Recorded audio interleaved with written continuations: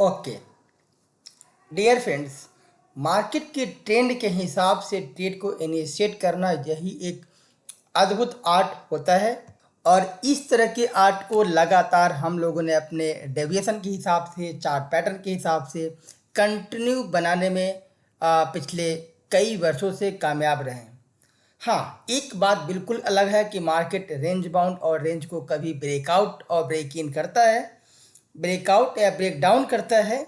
उस परिस्थिति में हमारी प्लानिंग, हमारी डेविएशन अनबैलेंस होते हैं और सडन हम उस वक्त अपने ट्रेड को कुछ सम परसेंटेज प्रॉफिट या लॉस के साथ में प्लानिंग के हिसाब से अनबैलेंस होते ही एग्जिट कर जाते हैं। रिसेंटली में अभी एक इंडिया विक्स डाउन है और उस इंडिया विक्स के मोमेंटम के हिसाब से हम लोगों ने एक ट्रेड बनाया था और इस ट्रेड को मैंने अपने चैनल पे ऑलरेडी आपके साथ पूरी ऑनेस्टली पूर्वक साझा किया है। आज जानते हैं कि इसका परिणाम क्या है और आज समझते हैं कि आने वाले दिनों में मार्केट को जो हमने कैलकुलेशन किया था वह आने वाले दिनों में मैच कर रहा है या नहीं। यानी जब इस ट्रेड को लिए गए उस वक्त ही एक प्लान किया गया, उस वक्त ही सोचे गए कि मार्केट डाउन साइड में, अप साइड में क्या मोमेंटम कर सकता है या एक सप्ताह के अंदर में इसमें कितनी पॉइंट, कितनी परसेंटेज की वॉल्यूम हो सकती है। जिस वक्त हम लोगों ने ट्रेड बनाया था इस ट्रेड को हमने 3 अगस्त की एक्सपायरी के साथ में कैलेंडर स्प्रेड इनिशिएट किए और मार्केट की एक्सपोर्ट प्राइस 19,740 है। इंडिया विक्स भी एक स्टेबल बहुत ही लो पे है और हमने इस ट्रेड को लगभग 10 दिनों के हिसाब से प्लान किया। तो अब ट्रेन में मुझे 19,800 और डाउन ट्रेन में मुझे 19,600 एक नंबर ऑफ रेंज आपके स्क्रीन पे है, बट एक राउंड ऑफ स्ट्राइक 19,600 के नीचे आता है तो मार्केट को डाउन ट्रेंड में मानेंगे और 19,800 से ऊपर में क्लोज होता है, 850 से ऊपर में क्लोज होता है तो हम अप ट्रेंड में ट्रेंड मानेंगे। ऐसा समझ करके हमने ट्रेड को इनिशिएट किया। बट इन बीते हुए 5-6 दिनों में मार्केट उसी ट्रेड के बीच में कंसोलिडेशन हो रहा है, ना ही अप ट्रेंड को ब्रेक किया है, ना ही डाउन ट्रेंड को ब्रेक किया है। तो एक तो नंबर हमें पता चल गया था, उस हिसाब से लगभग हमने कैलकुलेशन किया है। तो यहाँ तक यह बातें कन्फर्म होता है कि जिस रेंज को हमने कैलकुलेट किया है वह रेंज मार्केट अभी तक हमें रिस्पेक्टफुल उसी रेंज के अंदर में कार्य कर रहा है, राइट। अब हमें यह प्लान करना है कि यह ट्रेड को एक्सपायर होने में मोस्टली 2 या 3 दिन बाकी है, बट एक्सपायरी के एंड तक मैं किसी भी सूरत में इस ट्रेड को रखूँगा नहीं, ताकि गामा इम्पैक्ट हमेशा आपको ट्रेड को अनबैलेंस क्रिएट कर सकता है। तो यह रीजन भी अपना पहले ही रूप से क्रिएट है कि इस ट्रेड को मैक्सिमम हम लोग वीरवार 10 बजे तक रख सकता हूँ, या हमारी प्लानिंग है कि मिनिमम हम इसको बुधवार को 2:30-3 बजे काट देंगे। तो बुधवार को ट्रेड काटने की प्लानिंग है, या मैक्सिमम किसी भी सूरत में रखना पड़े तो वीरवार को यानी 3 अगस्त को हम 10 से 11 बजे ट्रेड से एग्जिट कर जाएंगे। यह दोनों ही वॉल्यूम और प्लानिंग कन्फर्म रूप से क्रिएट है। तो इस वक्त हमें देखना है कि अब आने वाले दिनों में जो प्राइस है उससे अप ट्रेंड में मूव करता है या डाउन ट्रेंड में।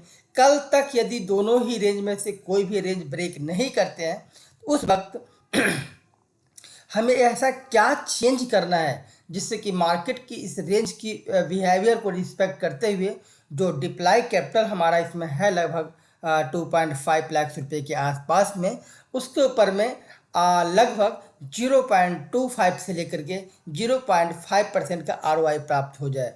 बट मार्केट उस रेंज को ब्रेक कर जाता है जिस रेंज के बारे में हमने एक्सपेक्ट करके स्टेट को बनाया है। वह नंबर है 19,600 या 19,850। इन दोनों ही नंबर को ब्रेक करता है और रिस्पेक्ट करता है तो उस वक्त हमें लगभग अपने ROI पे, अपने डिप्लाई कैपिटल पे लगभग 1.2% या 1.5% का ROI जैसे ही प्राप्त होगा हम उस ट्रेड से निकल जाएंगे। शुरुआत के दौर में जब हमने ट्रेड बनाया था तो नीचे में हमारा डेबिट काफ़ी ही ज़्यादा था, लगभग 2,500-3 हज़ार रुपये के हमें लॉस होने वाले थे। बट यह डेबिट लगभग धीरे धीरे हम ट्रेड को 2 टाइम शिफ्ट करके अंदर की डेबिट को हमने ऑलमोस्ट क्लोज कर लिया है। अब हमें कल क्या प्लानिंग करना है, मार्केट क्या मोमेंटम देता है, थोड़ी सी एक कैलकुलेशन के हिसाब से उसे समझते हैं। जैसे कि मार्केट शॉर्ट टर्म में बात करूं तो शॉर्ट टर्म में एक ज़बरदस्त की